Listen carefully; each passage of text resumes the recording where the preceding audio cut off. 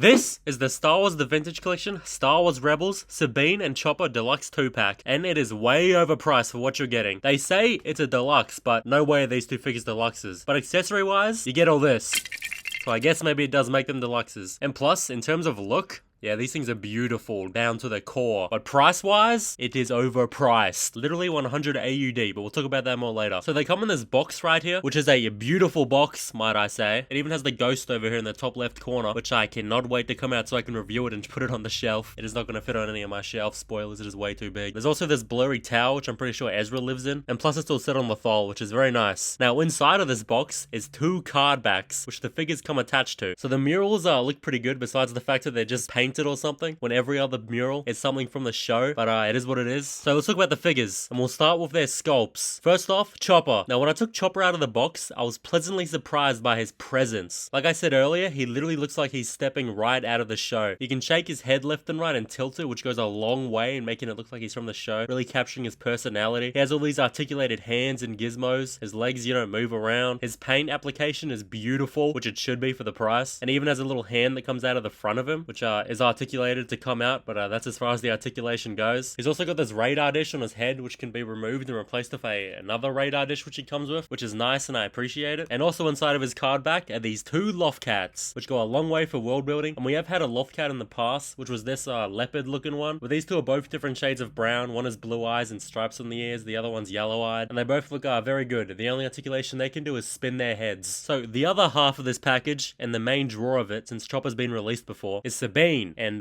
yeah, she really lives up to the hype. She's better than the previous rendition of Sabine, since her helmet actually fits her head, and instead of it going over top of her face, which is a beautiful face sculpt by the way, I'll talk about more of that as well later, it just plugs in, you pop off her head and you pop it on, which is a lot better, because it means the material it's made out of is more solid as well, and not nice. But her sculpt is also almost entirely new, I'm pretty sure. I think her legs are the same as the previous Sabine, but besides that, everything else is new. She's got a new jetpack on her back, which unplugs, and I guess you can have a jetpack list if you want. But the jetpack does feel a little bit big. It just looks a little bit oversized compared to what you see in the show. Another complaint is her holsters are also a little big looking. Her guns fit in there nice and snugly, but they still just kind of stand out as big. Besides that though, her paint application on her body is immaculate. They really captured all of the details of this paintwork. It's got checkers up at the top left, as long as a little 5, I think. On her back, it's printed wings on top of this nice purple, and she also has an owl printed on her arm, on her shoulder, which is very good looking. It's a moray, I'm pretty sure, and there's literally no flaws with this paint, on my figure at least, that I can find. She has a rebel symbol on her chest. It is like a little fuzzy if you get really close to it, but from the distance that you normally look at it, it looks amazing and smooth. Now, her face sculpt looks very good. It's a very nice looking face sculpt. She has her mole, which she has in the Ahsoka TV show, the live action one, but she does not have that in Star Wars Rebels, which this is based on. So that's a little inaccurate, but it doesn't really matter. Her hair is also very nice. She's got a splodge of yellow, I'm now noticing, right there in her hair. So that's a flaw of my figure. It really doesn't bother me that much though. The rest of her hair is nice. It fades from purple to white. So purple to white to lighter purple to white again. It looks like real hair, honestly. And for accessories, she has